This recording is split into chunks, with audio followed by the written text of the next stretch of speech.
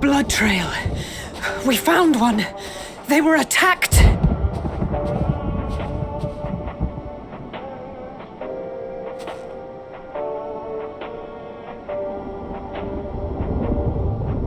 No.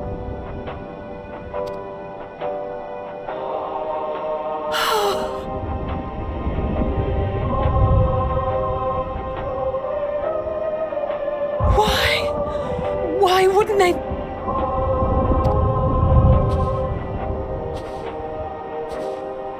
Safer to brave the wilds than trust in our magic.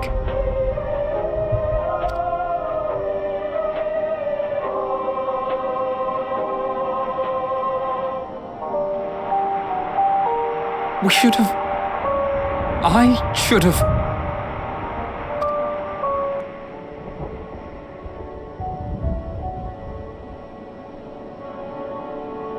We can't leave them like this. We have to take them home.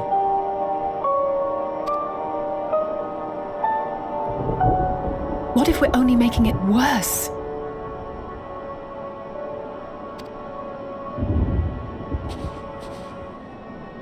Maybe we don't belong here, but neither do they. Not out here in the wind and the cold.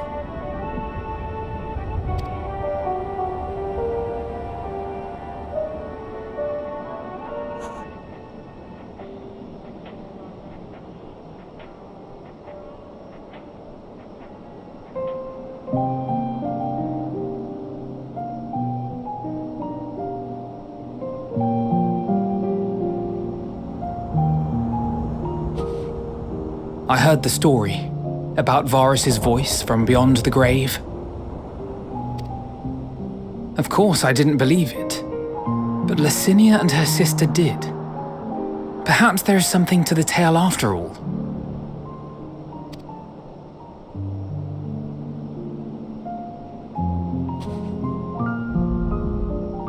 I want to understand, so I'm going to borrow this for a while, if that's all right.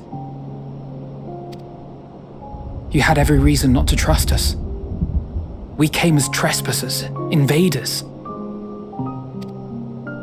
But I pray that in time, we will be more than that to you, that we will find a way to help your loved ones, and see that no more children are left to freeze alone in the snow.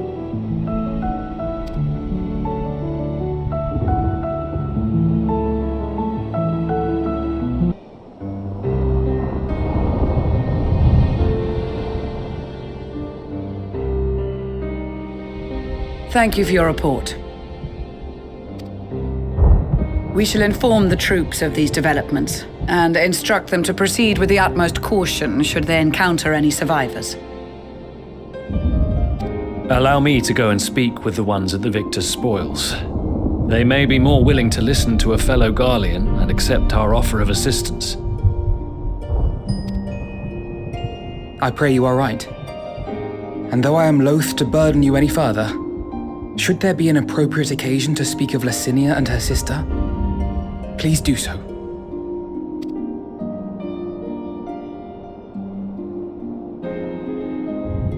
I am sorry to have put you through this. My distress is nothing compared to their suffering. So tell me, what else have we learned?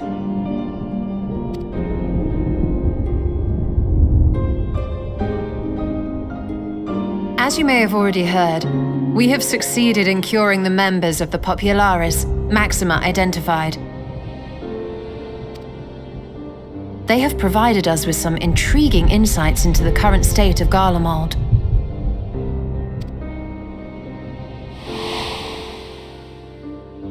The assassination of Emperor Varus was the catalyst for the civil war. Nerva declared his claim to the throne, and his opponents refused to recognize it. Fighting broke out in the capital, where Nerva's 3rd Legion clashed with the 1st, who remained loyal to Varus even after his death. Of course, even Imperial warmongers would balk at the idea of turning their shining city into a battleground. Like burning down the wood to spite the wasps. Neither side would be so mad. Unless something or someone inflamed their animosity to such an extent that they could not help but act against their better judgment.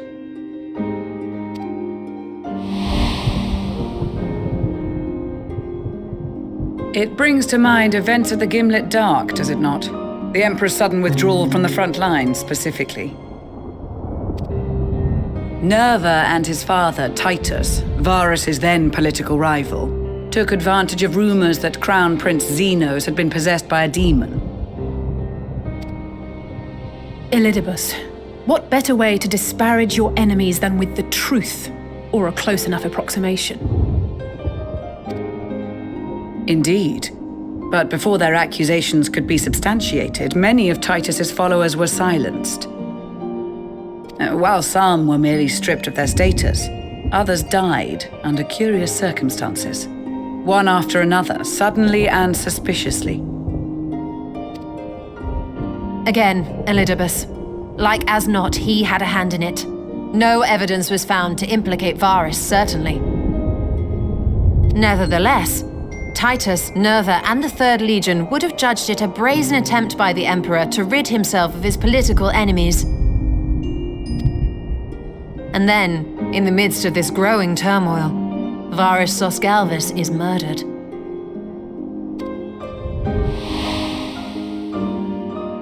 And Garlemald's own prodigal son, Gaius van Belsar, is named the murderer. Shortly thereafter, Nerva claims the right of succession, and in response, the First Legion claims the assassination was part of a coup d'etat orchestrated by Titus and Nerva.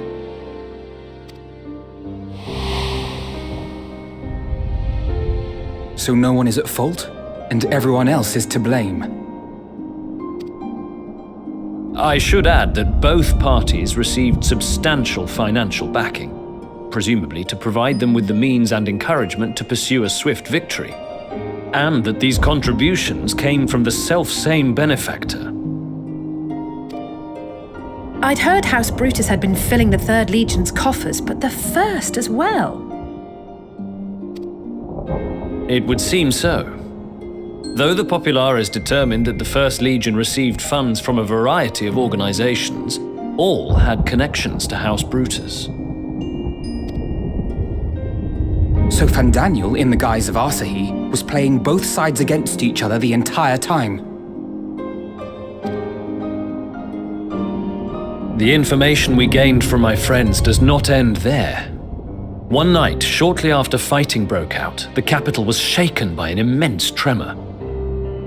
From that point onward, they have no memories, no recollection of any events, including our clash on the Magna Glaciers. But when asked about the Imperial Palace and its bizarre transformation, they somehow recall Emperor Varus giving them orders in their dreams. May the Tower of Babel stand as testament to the glory of Garlemald.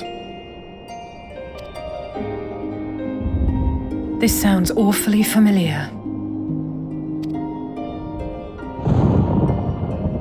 We have something to show you all.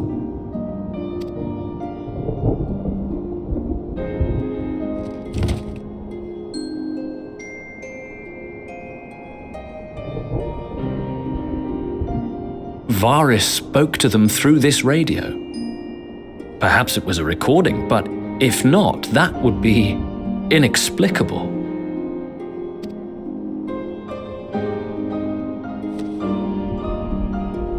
We are of one mind, then.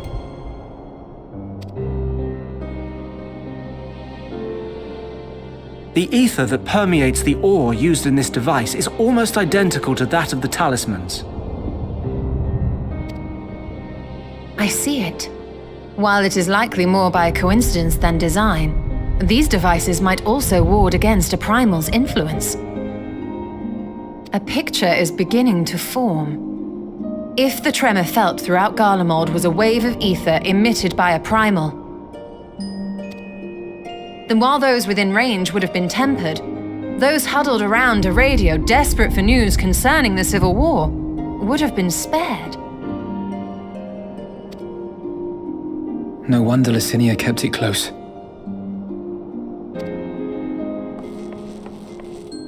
My friends! I must speak with you! A young man was caught trying to steal our supplies.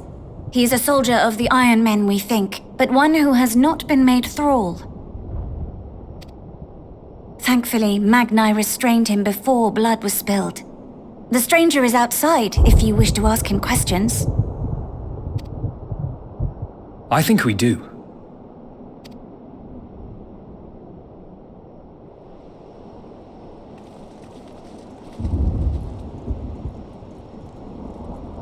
Who do we have here?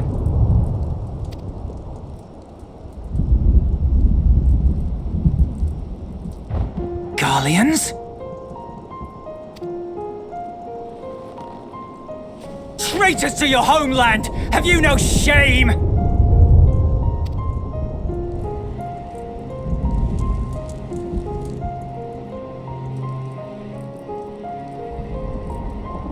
I am Lucia Junius, a temple knight of Ishgard.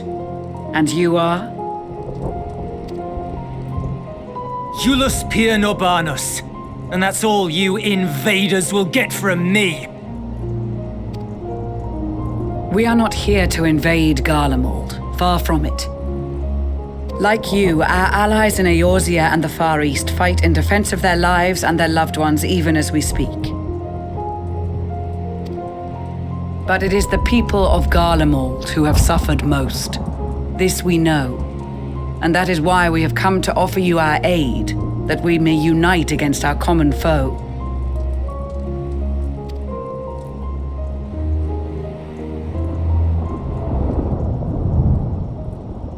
Whether you believe me or not, those are the facts.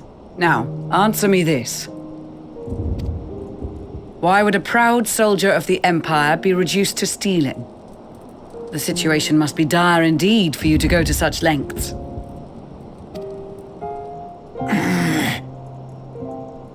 If it is supplies you seek, we would gladly share ours, or turn a blind eye while you leave with your spoils.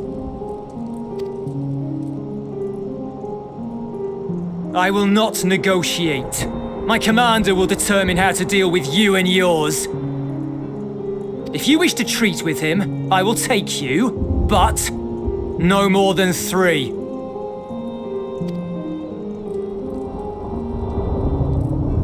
I don't much like the sound of that. But if we do accept his proposal, I suggest the 2 of us and...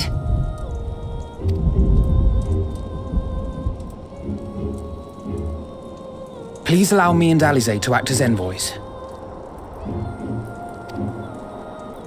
May I ask why? We have seen with our own eyes the hardships the Garleans face, how their futures and lives hang in the balance. It's not the warmest invitation, but it's an opportunity to prove our intentions true. Maybe not a chance to make things right, but a chance to make them better.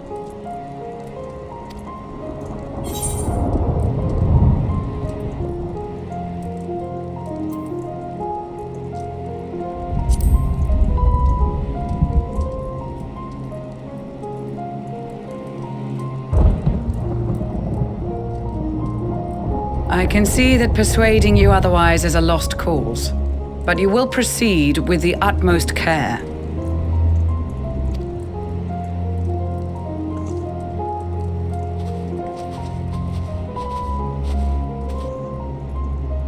A couple of children and what?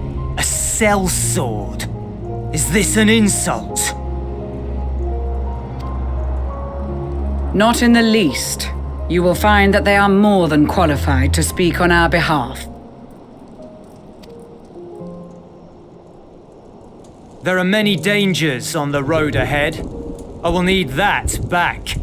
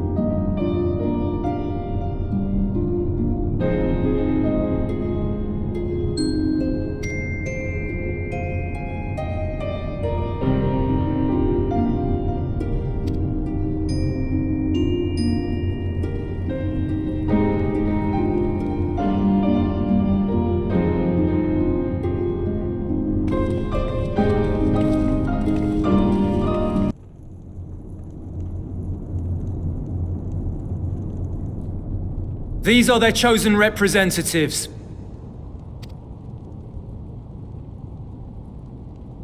Very well. Let us hear what they have to say. Yes, sir!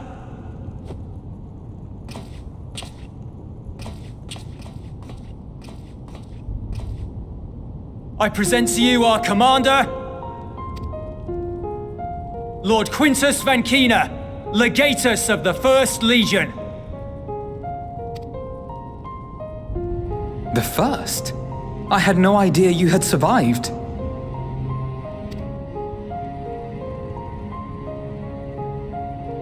We lost our Emperor, our city, more than half our troops. For my wounds, I may never take the field again. But we survived, aye. In a manner much to your liking, I dare say.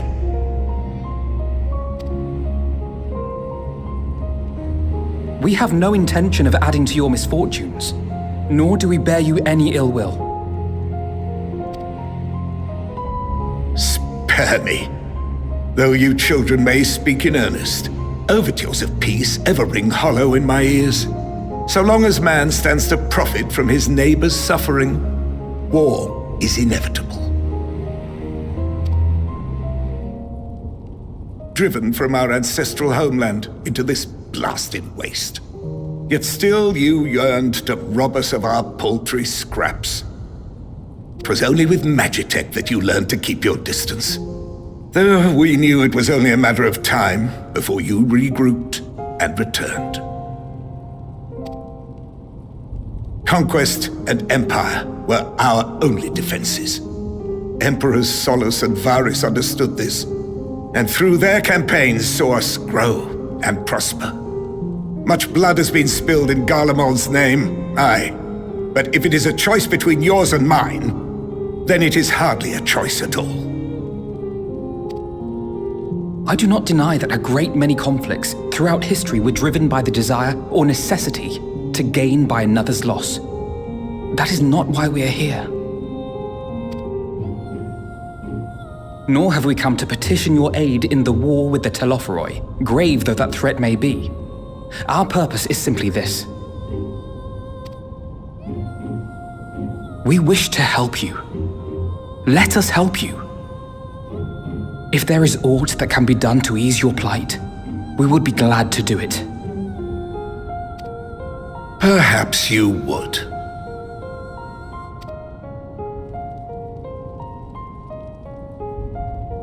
But regardless of the ideals you espouse, your leaders would not send an army into Garlemald if they did not stand to benefit.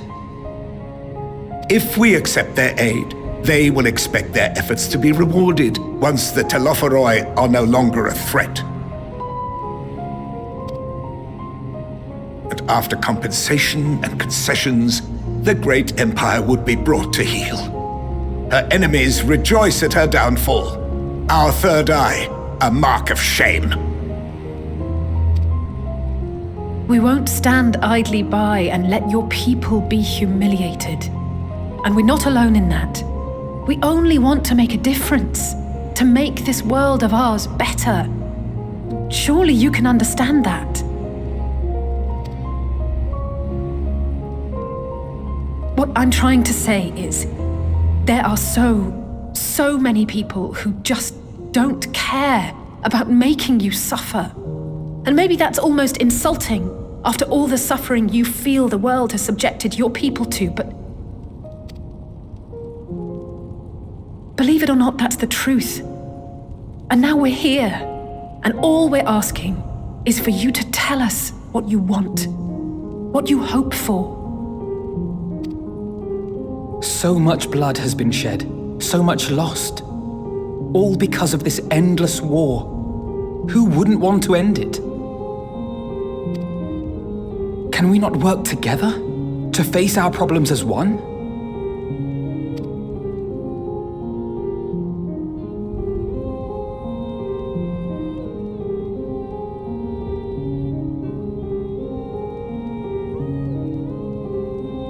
Answer me this, young peacemakers. If a world without conflict is your desire, why reject the unity and prosperity of Garlemald? Is it because we do not share your faith? That we do not share your heritage? That our ideals and virtues differ? That we cherish and hold in the highest that which you do not? Disparity is the root of discord, and peace built on compromise is flawed and fleeting. Happiness for one and all is a dream, and the reality is that to the victor go the spoils. That is why we Garleans will never submit nor surrender. For freedom and for pride, we will remain true to ourselves until the bitter end.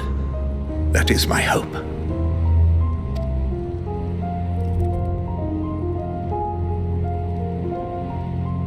It seems there is nothing more to say on the matter.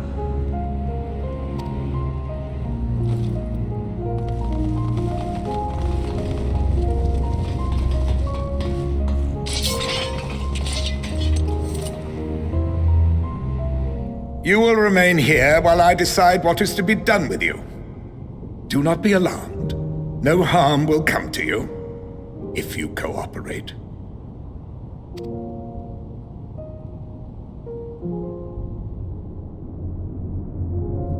We will not resist.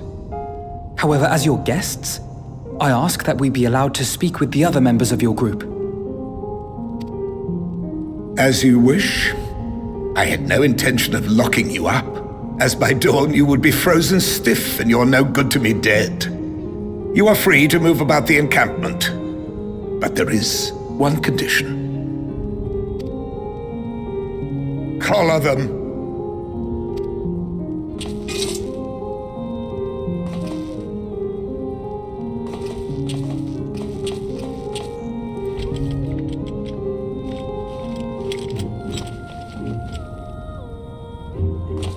What are these?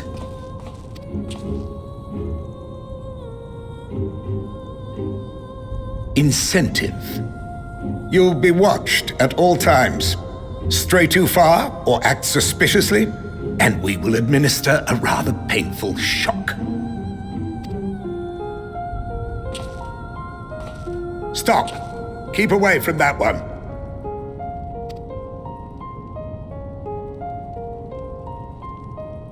The champion of Eorzea is not so easily cowed.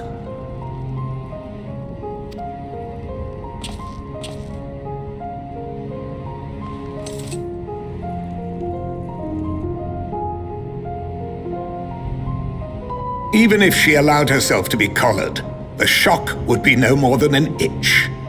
No. If she refuses to obey, we will activate the twins' restraints instead.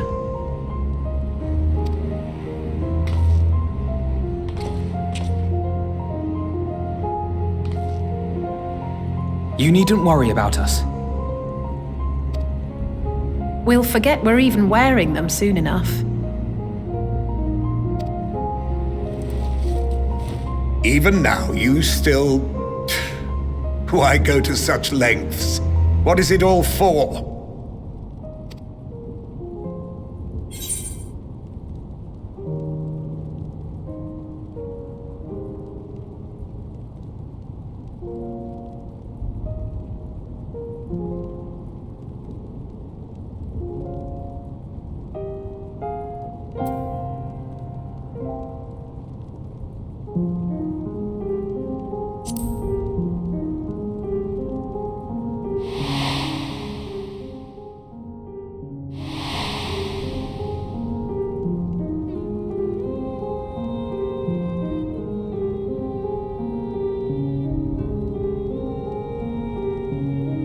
You are a curious one. A far cry from the merciless barbarian others paint you to be.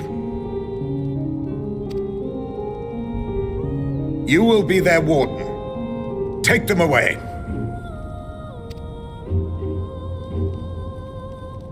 Yes, sir.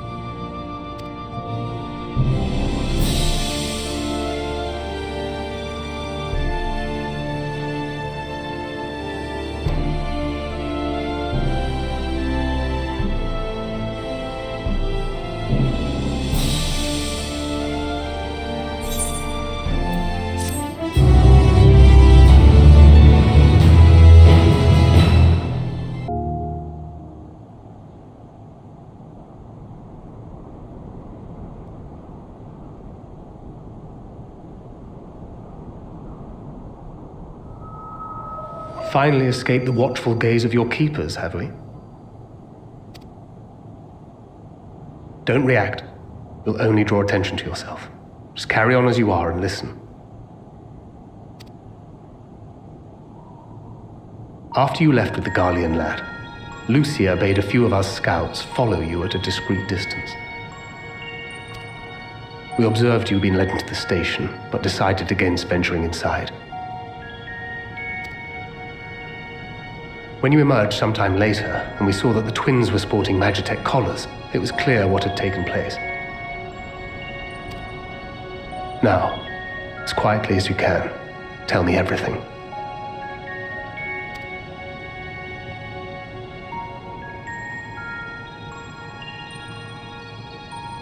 The Legatus himself, eh? Now there's a surprise. This is also the first I've heard of a plan to join forces with the 10th and storm the Tower of Babel. An interesting development, and perhaps the opportunity we've been waiting for. Our comrades back at the camp also received some rather promising news, but it's still too early to get our hopes up. For now, keeping yourselves out of harm's way comes before all else. Whatever demands the Garleans make, indulge them.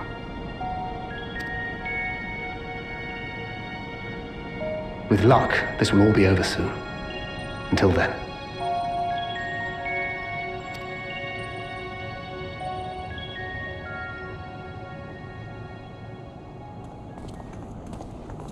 They had not gone far. We searched high and low, but no luck, I'm afraid. I might have guessed you'd be the only one to find anything. I wasn't expecting much to begin with. Eventually, there will be nothing left out here for us to safely salvage.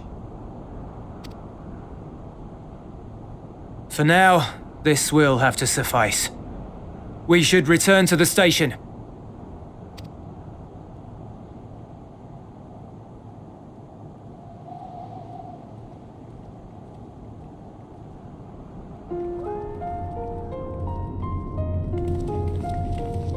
Ah, there you are. Heard you'd gone hunting for ceruleum above ground. Brought back a king's ransom? Hardly. But thanks to these three, we have enough to last a little while longer. Well, well. It's not at all as I was expecting, these ones. For savages, they seem positively docile.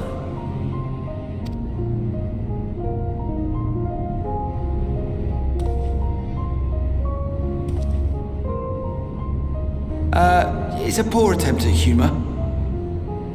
In all honesty, I'm grateful for your efforts. But even with another night of warmth, there are those among us who may not live to see the morrow.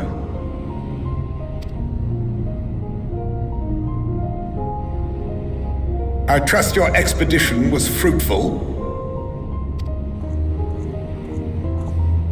Lord Quintus!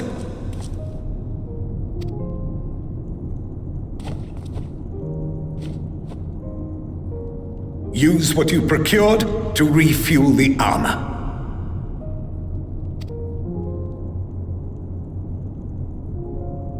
But, sir, what about the heaters for the camp?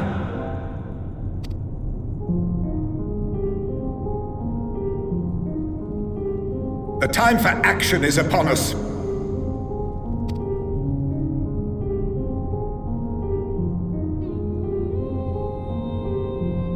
My men and I have matters to discuss. In the meantime, you are to wait here. Do not forget, you are being watched.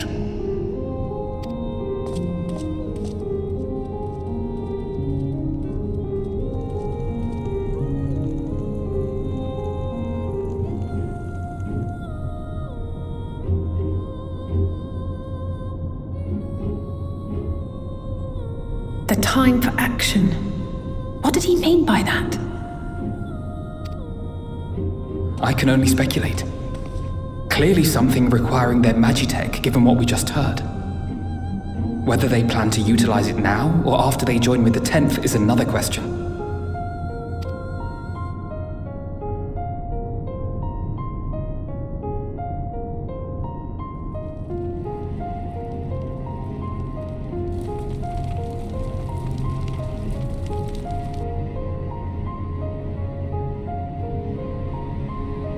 Will they ever escape this cold? Return to and reclaim the idyllic spaces of which Eula spoke?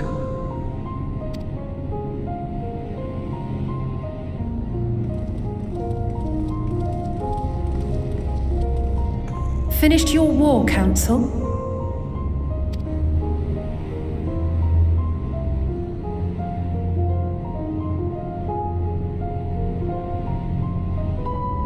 Alphino and Alize are to stay here as our prisoners. They will be released once your comrades have relinquished their supplies and withdrawn from Garlean soil. Until our terms are met, they will be detained at a separate location.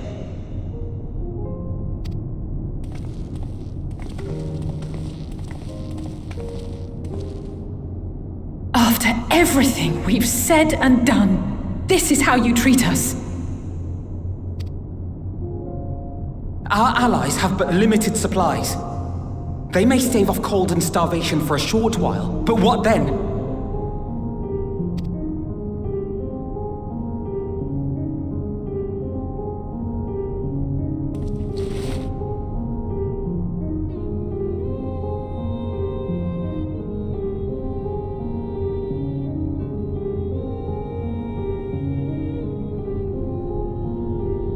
For now, keeping yourselves out of harm's way comes before all else. Whatever demands the Garleans make, indulge them.